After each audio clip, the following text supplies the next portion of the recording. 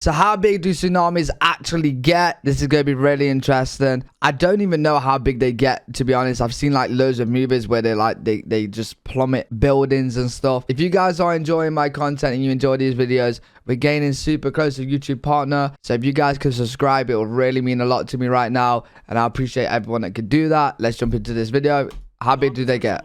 Powerful and deadliest forces of nature. Within recent memory, you may recall both the 2004 Indian Ocean tsunami and 2011 Japan tsunami, both of which resulted in catastrophic damage and loss of life. I think I watched like a movie on one of them. Happened after a massive earthquake struck insane. in the Indian Ocean. The earthquake itself released more energy than every single explosive detonated in the entire Second World War, including the nuclear bombs. Wow. This enormous amount of energy created a tsunami that reached heights of 30 meters high in some places, or about the height of 17 people stacked on top of each other. What the fuck? Indonesia, South Asia, and the east coast of Africa, punching as deep as 2 kilometers inland from the coast in some places. As you can see from photos like this one, the damage in these places was often extensive. Oh my god, what? 250,000 people, making it the deadliest tsunami in all of history. No while the way. 2011 Japan tsunami was the costliest in terms of damage. That tsunami was also generated by an earthquake that created waves as high as 40.5 meters, just about 5 meters shorter than the Statue of Liberty, that came slamming into the Japanese east coast, traveling up to 10 kilometers inland away from the coast. Bro, that's insane. Photos like this that look like something straight out of a Hollywood blockbuster, with what used to be a road stretching out into the endless ocean, the economic cost to Japan was enormous, an estimated $300 billion in damages. Wow.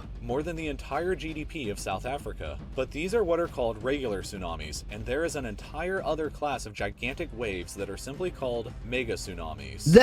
They're regular tsunamis, bro. What the? A regular tsunami that is created by an earthquake, a mega tsunami is usually created when a massive amount of material suddenly falls into water, which displaces that water into a huge wave.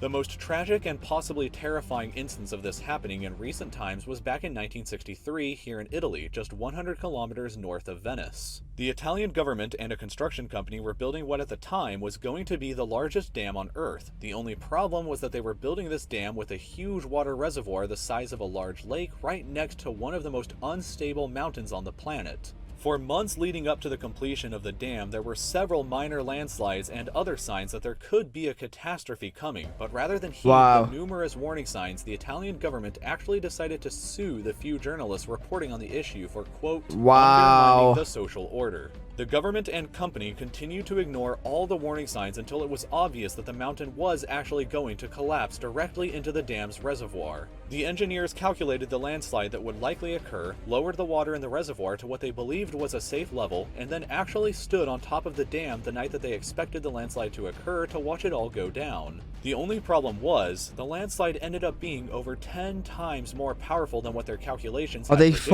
Are they this is a view of stupid? that mountain today. This right here used to be the reservoir, and all the land that's there now came crashing off the mountain from these areas that are now exposed white rock.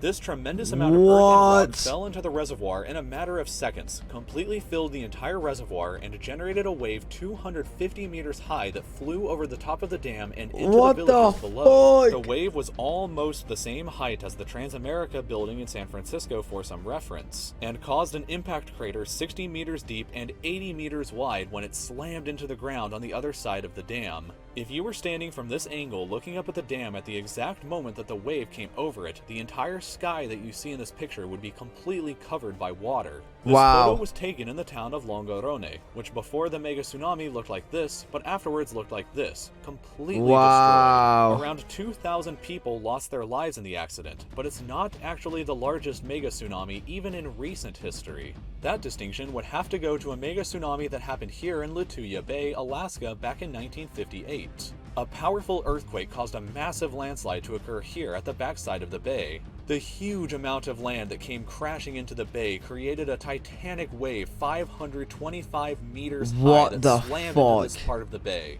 completely went over it and smashed into the other side here, causing huge amounts of damage to the rest of the bay and destroying millions of trees. The height of this wave was over 100 meters higher than the Holy tip of shit. the Empire State Building and just 16 meters short of the recently built... Bro, imagine like that coming at you, bro. You'll be so fucking scared. One World Trade Center. You'd in be New York so City. scared. But even this is tiny in comparison to some prehistoric mega tsunamis. How would you? You wouldn't even survive that. Like you actually just wouldn't.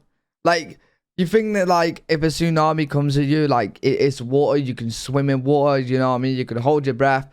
But like the force of that is just, bro, that's gonna be mad. If anyone's seen like a movie, I can't remember what the movie is called, but it was one. It was, I think it might have been based on the Indian tsunami, and you kind of think like if a tsunami comes at you, you can low-key swim it. But what people don't realize is that there's literally gonna be like objects in the ocean. So like in the movie, the most dangerous thing was like, yeah, people were swimming in the tsunami and stuff and like surviving in it.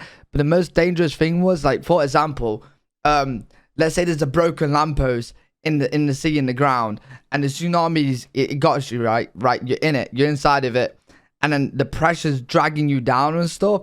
You could go into that spike, into the lamppost, you know what I mean? At a force, it's just gonna slice you open. So like, it's really, really fucking bad. Tsunami generated from a landslide happened really around fucking 1.5 bad. million years ago in Hawaii, on the specific island of Molokai. At some point around that time, about 1/3 of the northern portion of the volcano collapsed into the ocean and generated a wave 600 meters high, which would have completely inundated the entire island of Molokai and wreaked havoc on the rest of the island chain. This wave would have been about the height of 4 Great Pyramids of Giza stacked on top of each other, but even that pales in comparison to the largest ever known mega tsunami, which was caused by an asteroid.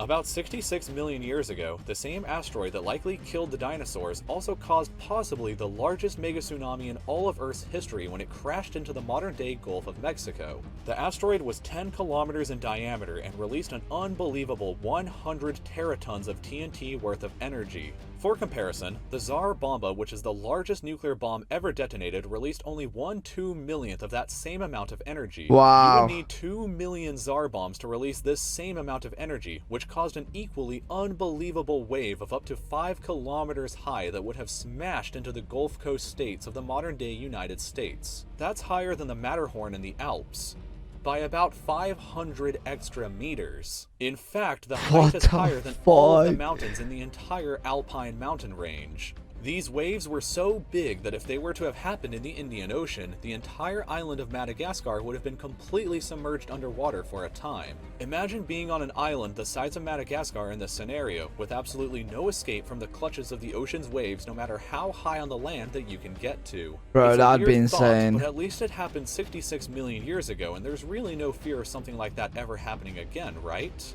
Unless the 0.00001% chance of one of the Canary Islands collapsing into the ocean during your lifetime happens, which would cause a tsunami about 1 kilometer high and would probably wipe out the entire east coast of the United States. Unless that happens, then no, probably not. But it's still fun to think about. Alright, cheers. Yeah, very This video fun. has been brought to you by Very fun to think about. Yeah. I'm just glad I'm not on the east coast of America. I'm just, I'm in the UK.